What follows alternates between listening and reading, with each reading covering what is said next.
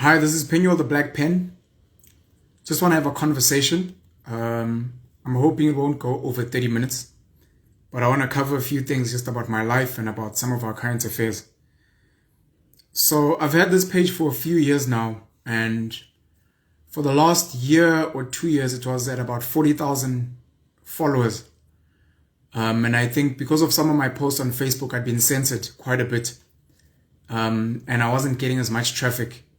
Luckily this year or end of last year, I posted a video that ended up doing over 580,000 views. And I think that kind of kicked my account back into, or my page back into action, which is pretty cool. I think I'm on about 67,000 followers now, which is quite nice. Unlike a lot of your celebrities out there, I'd like to think I'm not chasing clout. I'm not chasing fame and reactions and likes. I would like to get the ears and the eyes of as many people as possible, because I think I have a lot of very important messages to share with people. I think I have some really good advice that can make your life better. And for that, obviously, I need to reach as many people as possible. So I, like many other celebrities, obviously would like to get like a huge following, you know. But it's not because I want to be famous. I'm not willing to do dumb shit and say dumb shit just so people can like and react and post bombs and what's trending just to be cool. But I'm making this video because I want to cover a few things. Number one, some of the videos I've made, I've heard people say things like, yo, I hope you'll be safe. I hope they won't take you out. Guys, most of the things I'm speaking about are not like new information. A lot of the stuff is available on the internet, on Google. Some of the stuff I discuss is available in various newspapers. So a lot of the information I'm sharing is not unique, you know. So I'd like to think my life is not in danger. If it is in danger, that would be very sad and very stupid. Number two, a lot of my thoughts and ideas have not exposed anything. A lot of people are not aware of my personal life and the type of people I have access to and the type of information I have access to. But I've not shared people's secrets. You know, I'm very good at keeping secrets. I'm very good at keeping certain confidential information. The stuff that I share is general stuff. If I'm talking about the fact that Africans need to take up weapons, need to learn about nuclear weapons and advanced weapons like drones, maybe biological warfare, that is not unique information. It's stuff you can find on the internet. You can go and watch How to Become a Tyrant on Netflix, which speaks about the various ways that people like Adolf Hitler, Kim Il-sung, Muammar Gaddafi, Idi Amin, I think they also profile Joseph Stalin. Those are things that you can find. They're out there. You know, I post normally on my Twitter @GodPenuel about reading George Orwell's 1984, one of the most powerful books you'll ever read, about propaganda, about how your own state, your own government can make you hate false enemies that don't exist, about the fact that your history can be altered and not be real. So 1984, there's a book called V for Vendetta starring Hugo Weaving. Hugo Weaving is Agent Smith in the Matrix. I think V for Vendetta, the Wachowskis were involved in the production as well. The Wachowskis were two brothers that made the Matrix. One had a sex change and became a woman, and then later on the other brother joined him. So now they're both sisters, but they call the Wachowskis today. V for Vendetta is another brilliant movie on propaganda. It speaks about like this virus in the water that has been put in by the government, and they're the only ones with an antidote. And then the propaganda that goes in there about doctoring the news and the media and whatever is going to make sure that the government kind of, or that the masses in that country kind of are on a certain alert level so they can kind of manage you. My views on Cyril Ramaphosa are not unique. I think there's a lot of woke people on Twitter especially that have criticized them for a while. Some of them are obviously in the Zuma faction. I'm not part of any Zuma faction. I've met Jacob Zuma once at a dinner, but I don't have a personal relationship with him. I've never received a tender, unfortunately, even though I'd like to. You know, a tender is not an evil thing. A tender is just a contract to do work. If you're doing good work, then you must get tenders. If you are competent and qualified and priced well, you must do tenders. But I haven't received a tender, unfortunately. I like Jacob Zuma for my own reasons. I've spoken about it in videos before. The fact that he was a comfortable African man, polygamist, had over 20 kids, which is something I aspire to. I'd love to be a father of many children. The fact that he was a great singer. Anyone who's going to tell you Jacob Zuma bimba is fucking lying. The guy's an amazing singer, very funny, very charismatic.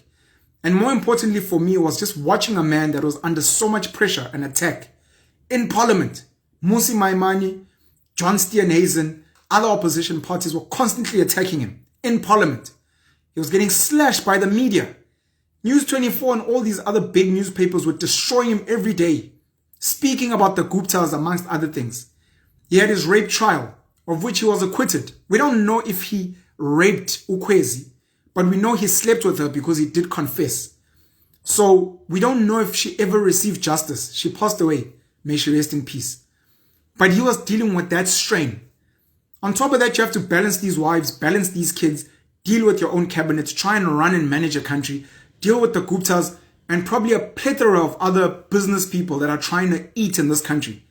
And then manage this onslaught from the incumbent people that were wealthy in this country. The Oppenheimers are obviously popular, the Ruperts are obviously popular, but there's other families in this country that are not as popular, that are out there. The Samson family of Max Steel, you've got the Enthoven family of Hollard. Obviously, Rob Hersoff has been trending because he makes these crazy videos that are so full of nonsense.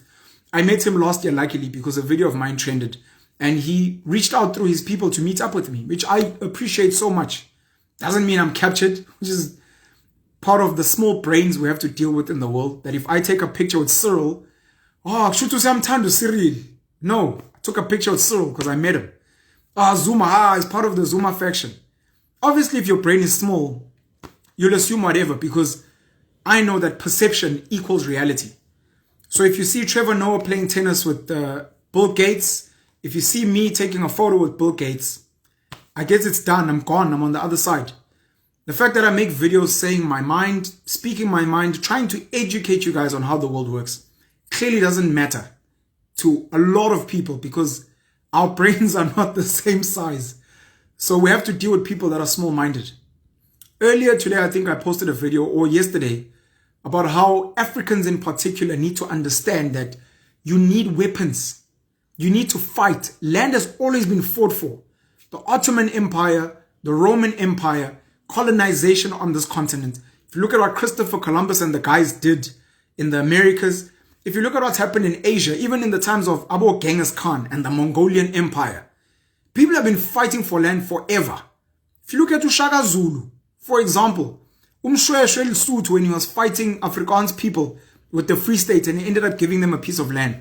Land has always been fought over. Animals fight over territory. That's why they fucking pee on everything. Dogs pee, lions pee, because they're like, this is my fucking posy. So people fight over land. It's the most natural thing. But Africans, because you guys have been psychologically defeated, psychologically, through religion, through this really, really nice language of the Queen, English, through the schooling system. You guys are chasing this insanity of, I need Matric, I need a degree, I need to get a good job and it's a form of psychological destruction because it distracts you from fighting for the land. Land has always been fought for. And you think now that if you beg for land, you'll get it. That's not how it works, unfortunately. You can't beg your way into land because land normally has blood on it. It's like wanting to eat meat, but no, let's not kill any animal. No, killing animals is so bad, but I really feel like a burger. You have to kill an animal, it has to bleed, and then you have to devour it. That's what it takes to be great, and a lot of people are in denial. No, there's a way we can kind of make it work. No, not everything. That's bullshit. The world, the real world, Matrix, blue pill, red pill. The red pill, the real world doesn't work the way TV and movies and all this shit tells you. Another video I think I've made before is this concept of superheroes. A lot of us idolize Spider-Man and Iron Man and Batman and Captain America and Hulk, Black Widow, Captain Marvel. So amazing. They're heroes. They do well for us. Those people are mass murderers. They kill. The only way they can be good people is because they are willing to kill the bad people. The reason your police can try and fight bad people is because they have a bad element. They have a darkness in them that allows them to fight against evil. When you do not have that element of evil, or you're not willing to switch it on, you will lose. When a criminal comes into your home and tries to rape and kill your family, and you're like, no, I believe in human rights. He has a right to live. That guy is willing to rape and kill your family. And if you're not willing to get into that dark element of killing him first, you lose. You lose. He will kill your family. He will rape the woman in your family. And then you'll call the cops and he might get arrested, but he stays alive. Goes to jail. And then your tax, when you're working and breaking your fucking back working, your tax is making sure that he's got education in prison. And we clap hands. Hey, and he's getting food in jail. And they've got television in jail. But he's alive. And if he comes out again and he fucking hates you, he will kill you. And he'll take your house and whatever. But when you're psychologically defeated, the same people that come and give you a Bible, that come and give you a constitution and human rights, and come and strategically place black leaders that serve their agendas, you guys are the first to defend them. Because you don't realize that your brain is small and you can't just think logically. I love studying animals. Animals are the most logical creatures in the world. 1 + 1 = 2. You don't have to think hard. But with human beings, 1 + 1 = a tree with plums. What? No, you guys don't understand, Cyril. This is part of the Get the fuck out of here, man, with that bullshit. If Cyril, Jacob Zuma, Thabo Mbeki, Nelson Mandela, the ANC as a whole, if they really cared about doing for blacks the way it should be, the fighting, you would see it in their actions. Even Julius Malema, I have to throw that name in there because he's called a radical. But he's radical in words. Donald Trump is a radical in words. A radical is a killer. Stone cold motherfucking killer. That's a radical. That's Kim Jong-un with nuclear weapons. That he fucking blasts every now and then to let the motherfuckers know, motherfuckers, we still bombing this motherfucker. Americans understand. That's why they push so much propaganda against North Korea. They call him a dictator. They say he runs concentration camps and all these things. The goal, the hypocrisy, the downright fucking arrogance of an America that was built off slavery, of an America that dumps some of its products, of an America that bullies other nations. The fucking audacity to go around calling other nations dictatorships and whatever. Have you heard of North Korea bombing other nations? Have you heard of North Korea colonizing other nations? Have you heard of North Korea going to fetch slaves from other nations? Not a flying fuck. But the nation that was built off those atrocities has the fucking audacity to come and tell the rest of us, North Korea is a dictatorship, it's wrong. So watching Ben Shapiro this morning. Ben Shapiro is white Republican boy from America. He's got a very squeaky, annoying voice and he speaks very, very fast. It's got a lot of good videos and a lot of good points. You know, I'm enjoying watching young Republicans in America because in America, Republicans for them are like the DA and then the Democrats are like the ANC. So all black people are meant to vote for Democrats and all whites are meant to vote for Republicans. But the truth of the matter is, apparently when black people were thriving economically, they were Republican. And there's a lot of black Republicans now, even someone like Candace Owens, female black Republican, who are speaking out and saying, just because I believe in these things doesn't mean I'm a sellout. You know, it doesn't mean I actually care about my people, etc. I'm deviating. So Ben Shapiro made a video and he was criticizing a guy called Chamath Palihapitiya. Chamath Palihapitiya is an... I'm not sure, he's from Western Asia. So for a normal ignorant darky like myself, I'd be like an Indian guy because we call all brown people Indians and all Oriental Eastern Asian people Chinese people. So I'm not sure where he's from. Might be from Sri Lanka, Pakistan, Bangladesh. I'm not sure. So Chamath was being interviewed on a podcast and they were asking him about something that's happening in China, where I think over 1 million people are being put in concentration camps and whatever. Chamath, bit of background, was an executive at Facebook. He's a dollar billionaire. He runs a company called Social Capital, which he claims is trying to solve the world's biggest problems, including education, cancer, etc. So Chamath was being asked about this, and Chamath was like, to be honest, I don't care. We've got our own problems in America. Second thing he said was about, I don't know if it was about labor. I lost it. But the bottom line is, Chamath is a dollar billionaire that's telling the truth. He's got a great interview that he did at Stanford, where he explains the number of people that run the world, where he explains that if you want to sit on this table of the 100 men who run the world, you have to get money and you have to influence policies. You have to capture politicians. You have to run big pharmaceuticals and the banks. You have to be king fucking God. He was explaining it in plain English. No bullshit. Now, when he speaks honestly that we don't care about what's happening in China, we've got our own problems.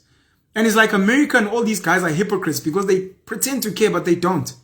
And Ben Shapiro was slashing him. Oh, this billionaire that doesn't care about the Chinese. Last week on Twitter, one of these woke Twitter guys was writing about Mali. Let's pray for Mali because Mali is marching against the French or whatever the fuck. And I commented and I'm like, to be honest, I don't care about what's happening in Mali. The people in Mali don't even know that I fucking exist. They don't care about me. They don't buy from South African blacks. They don't buy from South Africa in general. We don't have trade relations. Myself and my family and my friends, we don't know what's happening in Mali. In Mali, do I even know what ingakubi? Ingagepi. If something happens in South Africa, are the people of Mali going to care about me? No. We've got our own problems. We can pray for Mali for 2 seconds. Hopefully they win. But so what if they win? Will they do anything for us if they win over the French and maybe they stop paying this colonial tax that all these francophone countries are paying? How the fuck does it make my life better? Aliko Dangote is the wealthiest black man on the planet. He's the wealthiest African. I love him. I admire him very much. I've studied him in depth. I bought a book of Amazon to study his whole life and his family. But what the fuck does Dangote do for me? Honestly. Does he feed me? Does he feed my kids? Does he educate us? Does he give us jobs? Does he give us... What does he give us? If I die tomorrow, will Dangote take care of my kids? Not a flying fuck. So where are my priorities and where should your priorities be? They should be with the people that actually care about you. But we're so distracted and our brains are so small. I wanted to cover that. I don't think I'm worth killing for now. If it gets to a point where some of my words start impacting shares, if I can say something about Naspers, if I can say something about Afgri, about Remgro, about Coca-Cola, about SAB, and they lose 5% shares on the stock exchange. If I can say something about Steinhoff, which was collapsed by Marcus Jooste and the rest of the boys, then I might be dangerous. Marcus wasn't killed, not in danger. There's tenderpreneurs in this country that have been hella corrupt and caught out. Nothing's happened to them. So until I start affecting people's pockets, until some of the bigger names in business that are unknown, I was still listing some names. I got distracted, unfortunately. I mentioned Robbie Harrisov. There's the Manel family as well. There's a whole host of other families. If I start affecting some of those guys and I start affecting policy, if Julius Malema starts affecting policy, that's when you'll see shit. If I had the ability to actually impact Pfizer and Johnson & Johnson and Moderna and all these other guys who are trying to pump you guys with vaccines, who obviously have the money to not just kill people, but to actually influence your politicians so that when they get on in front of a camera, they are reading from a script that they don't believe in personally. You speak to these politicians behind closed doors and you realize there's a lot of things they don't believe in. Lindiwe Sisulu now penned a letter last week or the week before. It caused a shitstorm.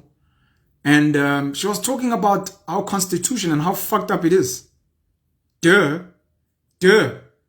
We've got a constitution which understands and accepts that there were atrocities in this country, but there's no correction.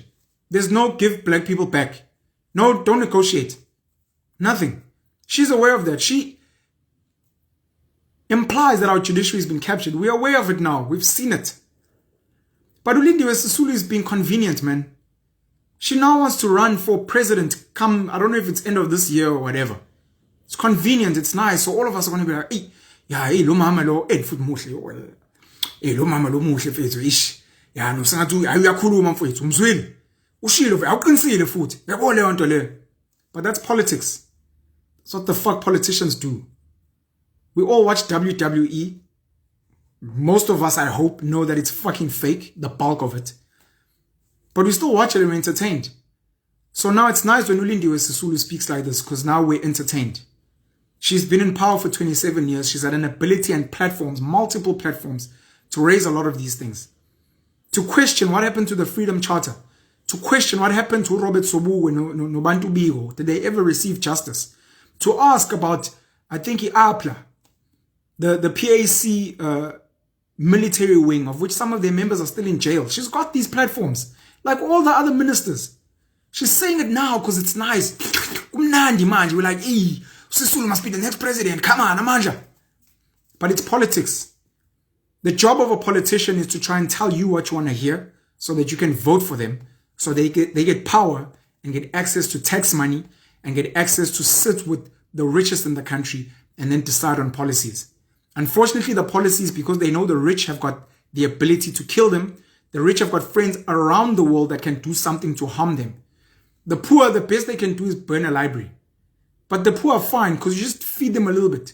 Give them a little grant, give them a little free house, maybe some free electricity, and they behave. Middle class is shit scared because it's a bunch of educated losers who are scared of defaulting on rent or on a debit order, panicking, can't sleep at night because your phone has got a 087 number, panicking, hey, Baba, how's he equate? And committing, imagine committing suicide over debt. What type of weak mind you have. And this is not a diss at mental health. I've been depressed from relationship shit, from business failure. I know how sensitive the mind is.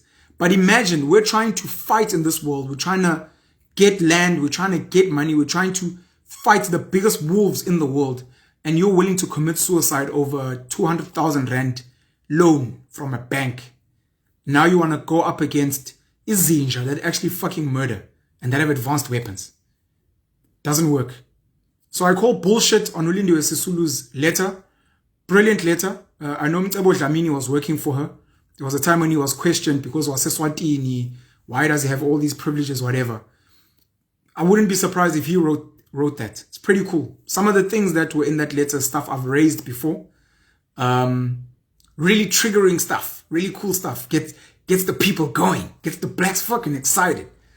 You know, but I don't expect her to do anything, even if she became president. At some point, I was hoping she'd become the first black female president, or the first female president. And I was hoping Umalusi Kikaba was going to be her deputy, but he fucking disappointed me. Lindiwe, I like her. She's a very beautiful woman, a very great leader, but I don't expect her to do much. Your politicians are scared and they're weak, unfortunately, and that's a reality. You need to understand that you can't rely on politicians. You cannot rely on politicians. It's like relying on your friend that works in some white company to do something radical. If your friend does something radical, they'll get fired. Won't be able to pay rent, or they'll lose their house, or they'll lose their car. Their kids won't be able to go to a nice school. So your friend won't disrupt that space.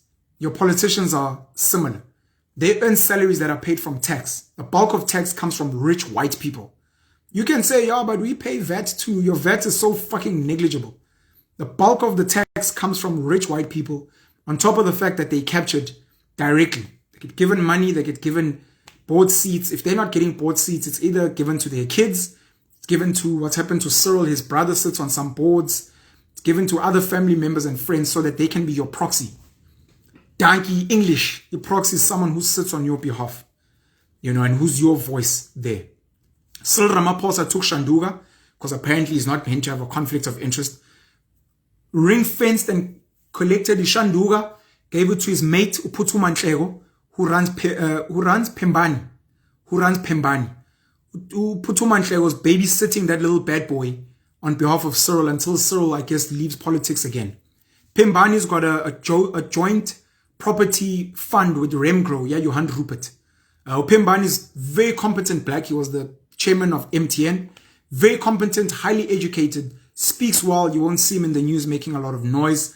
It's like a Patrice. These guys speak well, give investors confidence so that we can get investments and so that the shares are stable and, you know, all these nice things. So yeah, your politicians are not going to save you. You need to save yourself. And by saving yourself, one of the major things you need to do is rely less and less on money. Because money is the one thing that they've got you by the balls. Got you by the kahunas. Your ball fucking sack. Because you believe that money is the beginning and the end of the world. 3 generations ago, your forefathers didn't need money. And they were fine. Their lives were different. Yes, your arguments will be like, yeah, but it was a different time. Compared to today.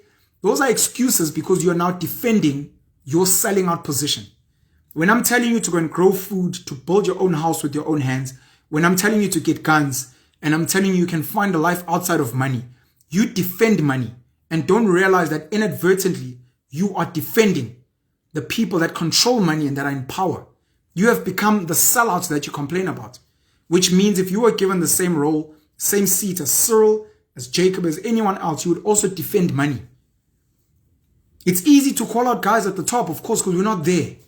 If Penuelism, the black pen, was president of the country, I'd have to look after the interests of the people that fund me, the people that protect me. Because if I'm dying for you, poor black, like Chris Hani, like Bigo, like Marcus Garvey, like Malcolm X, if I die for you, you won't do shit for me. What have blacks done for blacks that have fought for them? Nothing. You guys do nothing. You are weak. And you're like, no, but I need this job. You know, Feti Mali. You have been captured by money and we're fucked. But I'm telling you, if you want a way out, you need to begin that journey. Get guns. A gun is such a basic weapon. I'm not even telling you to go and get drone weapons that can shoot people from 1,000 kilometers away.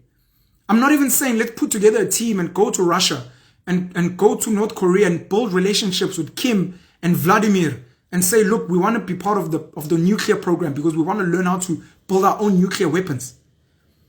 Because the most powerful people, they will let you protest. Toi toi. Hey, ta, ta, ta. They'll let you protest. That's the weakest form. They'll let you protest with your money. We won't support your business. They'll let you use the law because they know that those channels are doctored to suit their agendas. We've seen with the Vodacom, please call me Kai. It's been over 10 years. It was never been paid. Those are the systems that you guys trust. That, you know, just get a lawyer. Just take him to court. Sue him. Umchita sued. He's got good lawyers. Everything is agaga holy. Ubraz was a shone. Clearly. They know that you can go through the law. They don't care. You can negotiate and debate with them and maybe even beat them. You might speak good English like me. They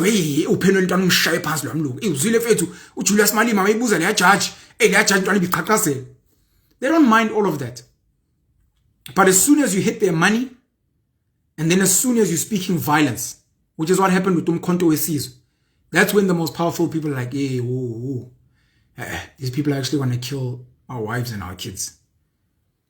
So we can toi, we can withhold money, we can go through the law, we can vote we can vote differently. But if you don't have the firepower to fight, forget. Because the people at the top are willing to let you make all the noise at the bottom until it comes to firepower. Kim Il-sung, itamala Kim Jong-un, realized with him, this is actually just a fucking waste of time. Get superior weapons. Muammar, unfortunately, didn't get to a point where he could build that type of firepower. And unfortunately, some of his people were infiltrated. Robert Mugabe, shout out to Bob, R.I.P. Robert Mugabe got to live a full life and passed away. But he didn't really rock the boat that much. He was punished through sanctions and those things. Gave some of his people back land, which they now want to give back to whites. But he didn't get to that firepower where when foreign interests want to come in, they're like, no, come close, we'll fucking bomb you. China's got firepower and they've got 1.3 billion people. You can bring all 300 million Americans. We'll give you 300 million Chinese people. You guys can fight and kill each other. And we'll still have 1 billion people left over. That's China. There's power in numbers. When we speak about soldiers and having kids and me having 20 kids in different places, that's strategic planning, which you won't understand because you're like, oh, kids are expensive and where's the money for? Because you're a fucking imbecile. And I'm speaking to a 5-year-old that just doesn't understand. That just doesn't understand the power dynamics of life, of the world. Things like polygamy gave a man power because he's got 5 powerful women that have skills. Oh, Mama Bagdala were not, I've got a diploma in marketing. Oh, Mama Babi was bondi potwel kulu baba bagayu chwala bakwazi ukubamba inkukhu noma imbuzi bayinqume. Those are strong women. Wabona even i-forearm yabazo mama laba babona ipapa uthi i-forearm ingakanani. Lo mama kushaya backhand babulala phansi. Strong, skilled, intelligent women that are capable, that can plant food, that can fight. Then you give each of those women 5 kids. That's 25 kids. Those are soldiers for you that out there in the world can cause damage. Rothschild, the original timer, had 5 sons who went and built banks around Europe. Sons that were baba.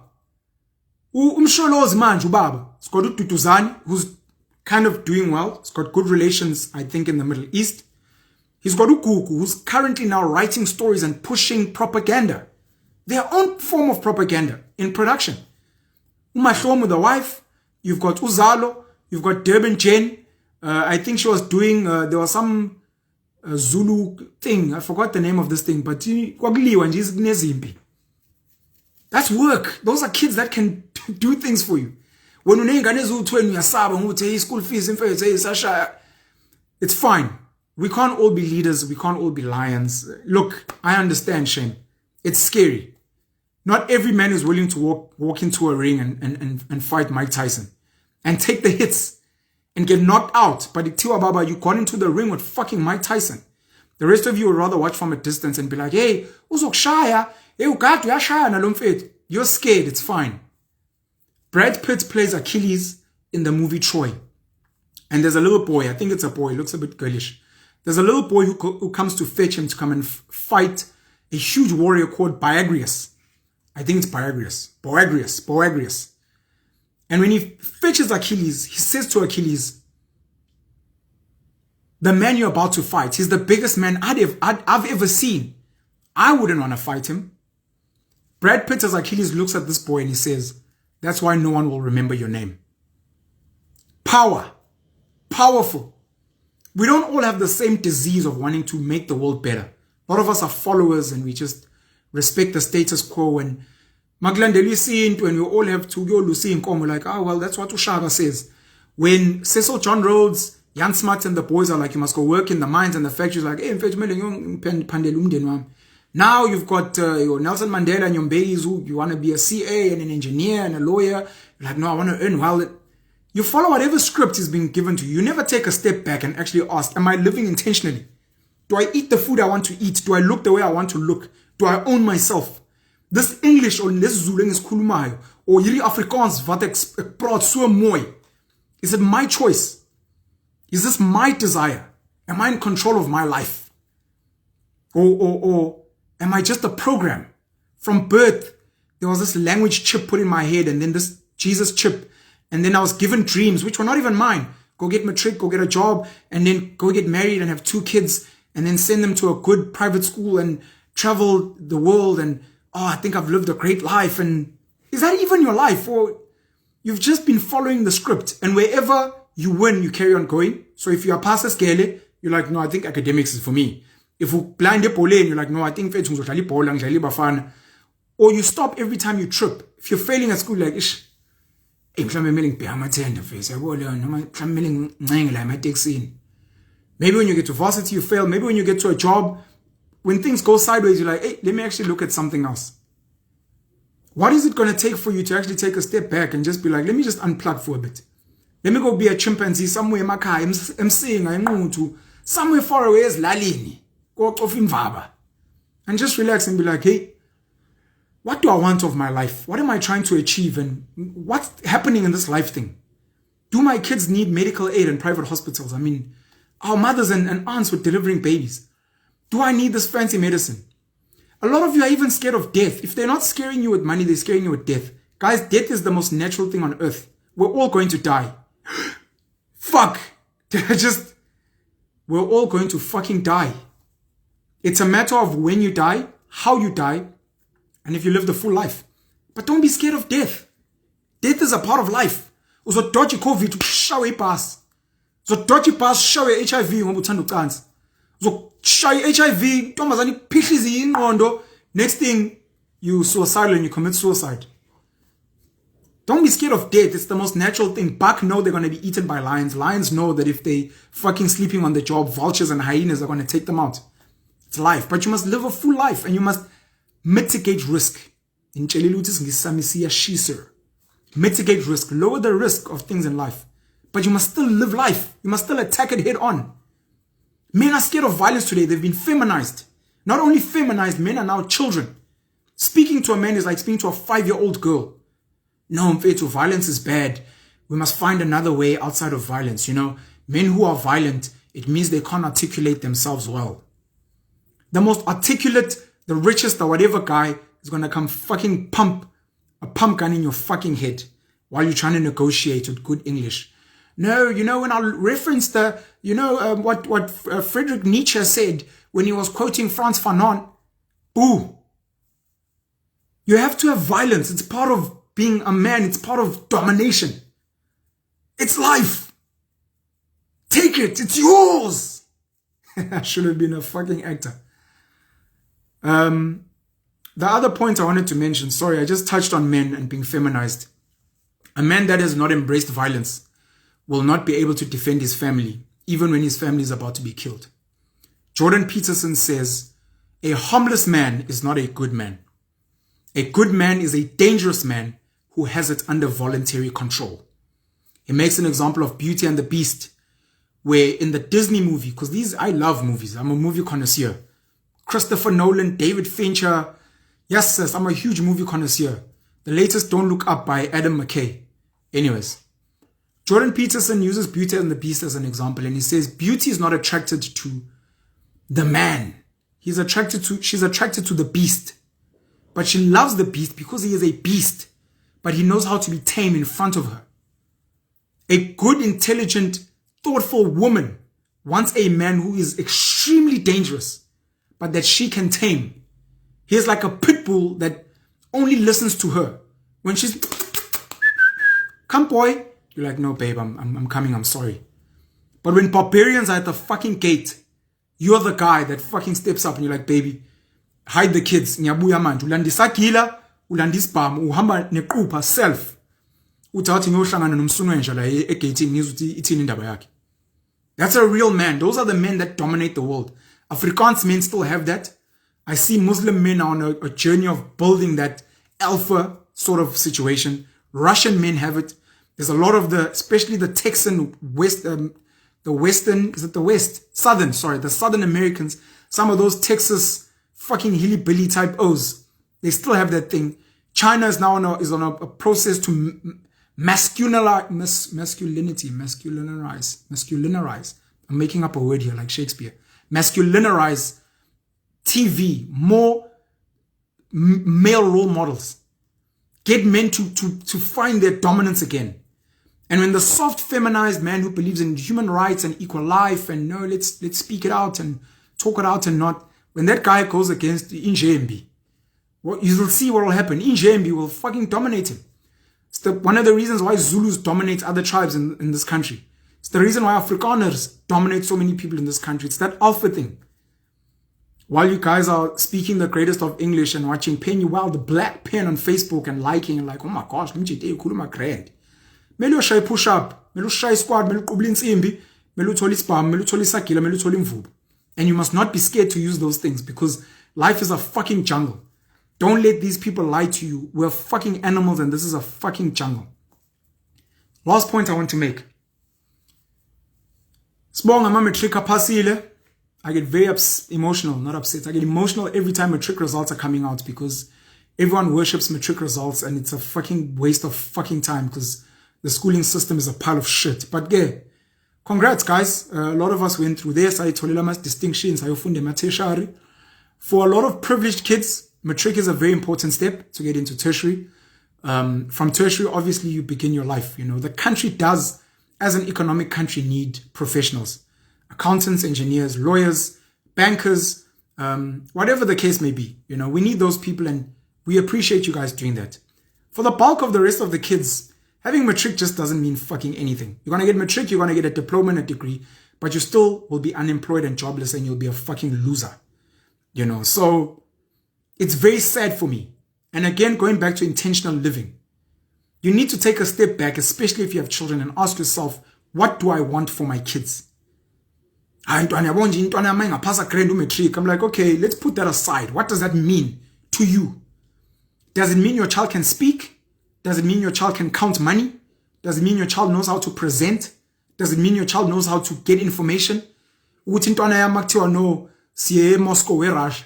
Intwana iyakwazi ukungena kuGoogle, ifike icheck itype lapho ukuthi hey Moscow, ithola iGPS, ithola ukuthi iflight izoba imalini, mayidinga leyo mali intwana iyakwazi uyohlanganisa amasenti, yabo. That's knowledge. That's useful skill. But we've got so many kids that are chilling at home doing fuck all, hiding in their homes like tits, on social media trying to be cool, but they're jobless and they pumping CVs every day. No one gives a fuck about your CV. You can send CVs, no one gives a fuck. The real world works with human beings. You need to ask your mom and your dad and your aunt and your uncle and your friends to help you get a job where they work or where they have connection. Life works with connection. The Indians are fucking doing it in this country. The Afrikaners fucking do it. The Jews fucking do it. Everyone else is doing it. The colours in the Western Cape are brilliant at putting their people in. It's just you. Emailing CVs. You email 5 CVs a day and then you feel like you've achieved. You've done fuck all. If you don't wake up in the morning and go in, okay, I've got a peach tree. In time. If you don't wake up in the morning and work on your body, if you don't go wash a car and come back with 20 bucks, if you didn't go and get second-hand clothes and sell them for 5 rand, you didn't do anything. So the fact that you have matric and a diploma and a degree doesn't mean diddly squat. And for those that are working, a lot of you know that once you get into the working environment, your degree is literally just the key to get in. There's a learning curve in there where you're literally learning things from scratch that you didn't know. But our education's a fuck up. And our Angie and all these people are just spewing manuals.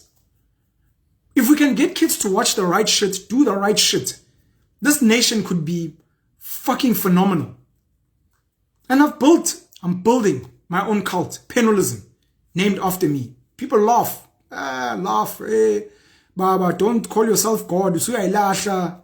Again, your brain is the size of a fucking peanut. Some white man came to this country in 1652, brought you a book your ancestors had never fucking seen in their lives, taught you English, and with that nice English that you now know, taught you about Jesus Christ with his blonde hair and blue eyes, you know, and Jesus is your savior, and there's a God in heaven, and there's angels, and there's Samson and Solomon and Delilah and Noah and Moses, and you bought into Lao Masimba. And today when a guy like you is trying to tell you, well, I'm God too. Aye, Baba, you're losing it now. You can't be God. How dare you? It's because your brain is the size of a fucking peanut. Obviously, you won't get it. I'd need to first become president. And you're like, hey, you're powerful. Then I'd need to sit with the biggest leaders in the world. Chill with Biden, chill with Kim, chill with Xi Jinping in China, chill with Putin in Russia. Then you'll be like, hey, you're power. And then maybe I'll need to do some shit. Maybe even manufacture some propaganda. Like the Kim family did in North Korea. Manufacture propaganda about how I came about and all. Then you might be like, hey, maybe this guy actually is like a godnyana of sorts. Because that's how your peanut brain works. The reason I want to be God is because I want to be the microchip in people's heads telling them, this is your life. Your life is not about prayer. Your life is not about hope. Your life is about action. Your life is about getting up and doing something. And I'm saying I'm going to be the God in your life. And when you're not sure, I'm going to guide you. When you're like, Penel, these guys are attacking us, should we kill them? I'll tell you, kill them. The same God you guys worship flooded the world, apparently. Murdered the firstborn sons of Egyptians, apparently. This is the guy who asked, I think it was Isaac, I could be wrong, to potentially murder his son. And then told him, jokes, psych, you unpunked. Just kidding. You guys believe in that Marvel type fucking cuck of all Samson pulling down buildings and who know calling animals, the two of every animal to come onto a ship. Come on, man. At some point, like, your brain has to be like, hey, angas. And if it's not that, then it's baboon fucking African beliefs. The same baboon African beliefs that you were defeated with when whites came here. Your ancestors, your Zangoma, Inyanga Zen, Imiti, Lenite Mbegangara, they didn't do fucking shit to white people when they came here with the Bible, with guns, and with their ideologies. Today we speak English. Today we have governments and presidents. You guys are chasing money. But you still want to be like, no, we mustn't lose our culture. That's like a game plan of a soccer team that was beaten 20-0. But in Sabambelele, there's a reason we had those things. They worked at a point. At some point, coins, 5 cent to 2 cent, tiki, ipeni, they worked. They're no longer relevant. We're now on our phones. We transfer money digitally if we're not using notes. I think even the 5 cent coins have sort of been phased out. I think 10 cent is a coin that's kind of used, if ever. You'll see them in my rank thrown on the floor because people don't really care. We move. If Ilobolo worked back then, great. Nhlawulo, great. It held people accountable. It made sure that indoda ayilali nanoma yipi intombazane. It worked. Brilliant.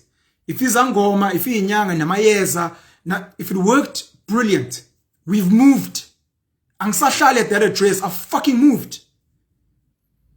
And if I have to fucking tell you to catch a fucking wake up because your culture is fucking oppressing you, I will do it. And I don't mind being the bad guy because I'm a fuck all from you. I don't make money from telling you to abandon your culture. The people that are telling you to hold on to your culture are the Afrikaans farmers that own cows. It's the Indian guys who sell you blankets at Lobolo City. It's the banks that are making money from your Lobolo loans. Those are the people that are telling you to hold on to your fucking culture. I don't make fucking money from your culture. I don't make fucking money from telling you to leave your culture. I'm telling you to fucking win. The world belongs to winners. And if you want to win, you must pick up the habits of winners. Winners fucking win. Losers fucking complain. And all you guys do is sit and scratch your fucking balls or your fucking pussies and you complain. And Twitter's become this huge therapeutic platform where blacks go and vent. And then afterwards they're like, yeah. Hey, ngamtheka ke umbalule, hey uzwile. Yeah. Ya umusi my man, I cha ungizwile namhlanje. Feel better. But your life is still fucked. Get the fuck out of here, man. So Penal is coming to be God, building my own cult. I'm calling it specifically a cult because I know your fucking peanut brains are constantly, yeah, but that sounds like a cult. So I'll call it whatever you want me to call it. If you want to call me crazy and delusional, I'll take it. I don't care. You've got a peanut brain. But it's a movement. I want to build a religion like Islam, a religion like Judaism. I want to build a movement like AfriForum. I want to build a society like the Broederbond. And I want to find like-minded people that think like me, that are interested in building us. I realize I can't save everyone and I can't save the masses. Fuck the masses. To be honest, the masses are our fucking food. We must eat them. But for the people who want to be like me, not Africans, not black people, tired of you motherfuckers. Talk about people that just share my views, whether you're Chinese or white or Afrikaans or Russian or whatever, Spanish, Turkish, Portuguese. It's fine. Let's come together and let's win. I want to win. I want to be like Patrice and get to meetings and praat goeie Afrikaans en ons wil sê ons is baie gelukkig om die bestuurders om te. I want to be like that. Patrice loves speaking Afrikaans in certain conferences. I think that guy cares about you. He owns the Blue Bulls. He happens to have a black skin, so because your peanut brain can't comprehend, you're like, it's one of, Patrice is one of us. Patrice is not one of you. Patrice doesn't care about you and your family. Neither does Uphutuma Nhleko, Sizwe Nxasana, Cyril Ramaphosa, the late Richard Maponya, Robert Gumet, and every other black O. They're about making cash. They're about sucking from you. If it's not your consumer money, then it's your labor. So they can become rich and powerful and dominate you. Lions eat sheep. Lions rule the world and sheep get eaten. That's how the world works. And I'm here to tell you the truth. And if it's uncomfortable and whatever, then shame, I'm sorry. But you can switch this off, man, and you can go back to your utopia. Go watch Uzalo, Neskim Sam, Generations, Wambie Konka if you have a bit of money. You know, Lalela Mapiano, Maporisa, Lalelo Caspanyo Vest, maybe when they're hating on dissing people there on fucking Twitter and you know, just escape and forget and be like, you know what? Nyayizo into show opinion mfethu. Ngiyamuzwa ukuthi sijime, sitshale, sifuye, sakhe but ayikunzima bafu. I think things ngizoyivuyela kusemi mina ngiqhubeke ngiyisibhanela ngikhandela u15 sigodo. Ngiyiphuzele namajita ngeweekend. Join istokfela mfethu ukuthi makuphela unyaka mfethu sikwazi ukuyothenga igrosa notshwala namajita nezingane zami zibe grand. Ayilento ayifunayo lo mjita sengathi inkulu kakhulu nayi ingaphezulu kwami. Sesizobona ngaye. But I know there are people that are just like me that have the same disease and that are bugged every single day when you watch how the world is moving. And you're like, this cannot be it. This can't be it. This cannot be it. And I'm here. Leaders put their hands up and they're like, I'm leading. And then good followers are like, Baba, wherever you're taking us, Siyahamba. And then we fight. And then tomorrow, when we've built a Broederbond or a Black Business Council, or we've built a COSATU or a NUMSA and we're living well, and it's Hlale Breinstein, or Dainfern, or Mhlang, or Morningside, or Kemps Bay, and other people are like, hey, Babe, the fat cats. We'll be like, we did what needed to be done. You weren't willing to join us. So go protest while we sip coffee at Tasha's, and we'll send someone to go and speak to your pop little union leaders that we've kind of captured as well, to kind of calm you down with a small nyana increase. And then give them food packs. They're probably hungry. Give them some chwalas. Tomnyama umnikeze case ya black, ebandayo. Umnikeze ninyama yenhloko, nophuthu. Hayi baba. Bo Penuelism, isikhokho, yinja. Fika shaya sonke case le black ebandayo. Ninyama yenhloko enopelepele. Gone. Your whole mind is fucking gone. You sell out for inhloko, nophuthu nekesi. Le black label. These are the type of human beings we're dealing with in the world, and it's sad for me, but I'll keep speaking my truth. Chamat Palyaptia, who I spoke about, is speaking his truth because it's new money. I'm hoping sooner rather than later I run out of content, and hopefully I get captured myself, because a lot of us make noise because we're trying to get captured. I think Uvusi Tembiwai was doing that. Trevor Noah may have been doing that. He's been captured either way. Musi Maimani, obviously, Herman Mashaba, I want to be captured. But I want to be captured by people that respect me. If a certain Afrikaner meneer wants to come close to me, he must know Utsangsi Slamasenja. He's not going to tell me, Penal, you must jump. Listen here, boy, you must fucking jump. And I'm like, okay, boss, I will jump very high. He must know that he's dealing with another type of creature. I want to be a face like Elon Musk, like Jeff Bezos, like Mark Zuckerberg. I want to be those guys where they're like, you know what? Let's try and capture this guy, but remember that he's smart. Because I will challenge them and I'll tell them, look, as much as you're coming to exploit these people, but I would like to do it my way. I would like to let them know that we're exploiting them. I want them to know that Penal went on the record to say, guys, look, we're going to exploit your labor. We will. Please understand, we're going to work you very hard. It's going to be very stressful. But please know that we're trying to build something. We're trying to make sure that you have work. We're trying to make sure that your kids have food to eat. We're trying to make sure that this nation is working. And get them to buy in. Black South Africans today think they're better than other Africans because they have better whites. That's essentially why we think we're better. That's why we're so xenophobic. Because we've got better whites that came and built great mines, that have built great industry.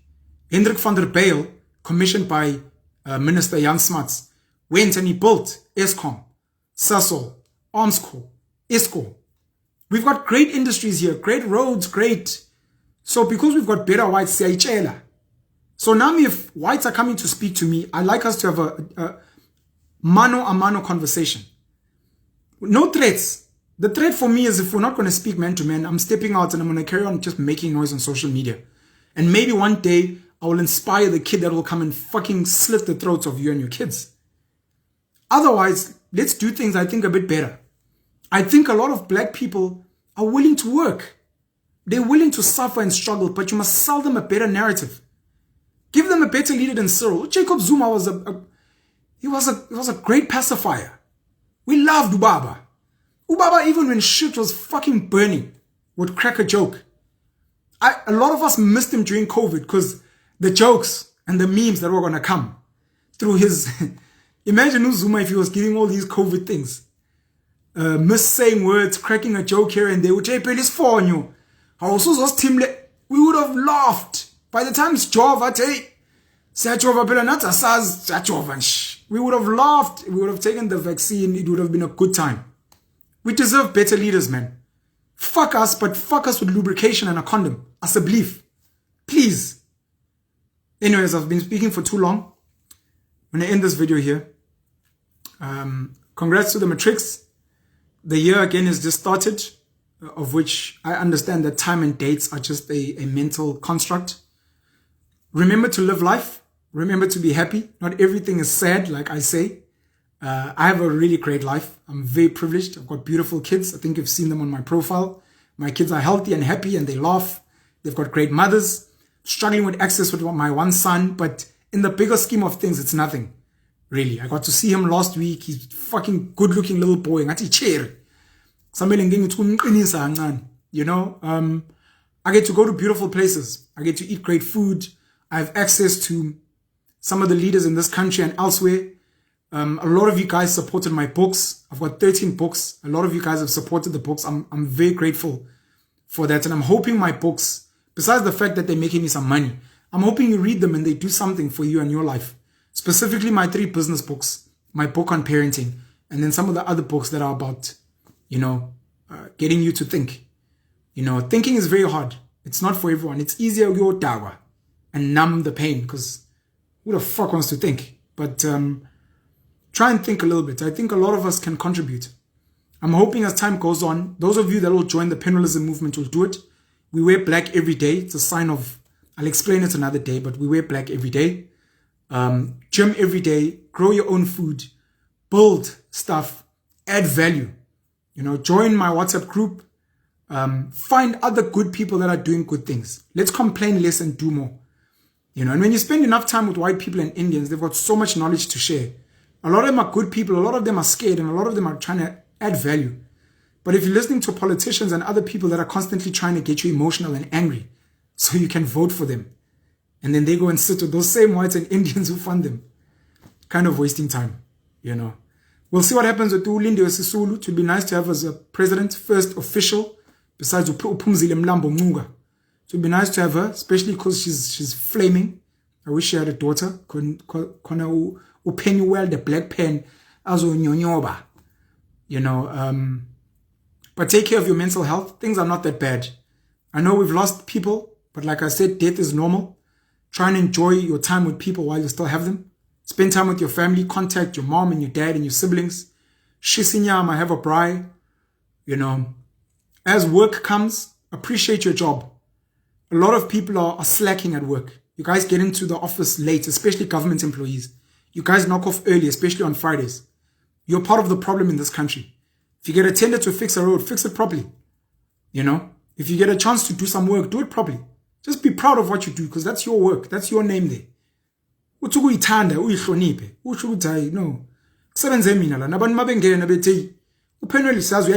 Just do that. Make your bed up nicely. Love your kids. Make sure they're clean and they're glistening. But let's carry on with the good fight. Let's connect with the rest of the world. Let's travel the world.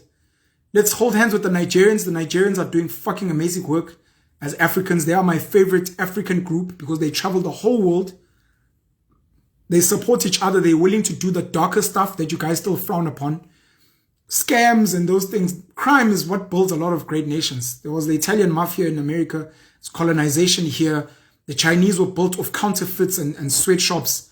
There have been a lot of crimes that have led to a lot of great industry and development. The taxi industry with its violence is doing great work. You know, some of the people that bribe and have corruption in tenders, they've given scholarships to kids. They've built centers. They've, you know, so the world is not black and white. It's very gray. It's very gray. But I appreciate all of your support, and I look forward to engaging with more of you. I appreciate everyone who's booked me for a consultation, whether it's online or in person. It truly means a lot to me. I look forward to some of you who have booked me to come and speak, whether it's at a stockfile gathering, whether it's with your family to come up with a family plan for 10, 50, 100 years, and everyone else who supports me in various ways, especially the people that give me money, especially the people that give me opportunities. I look forward to becoming a bigger voice for all of you, making you guys proud and helping you guys live a better life for yourself, for your family, and for the rest of us. Penuel the Black Pen. I'm out. Cheers.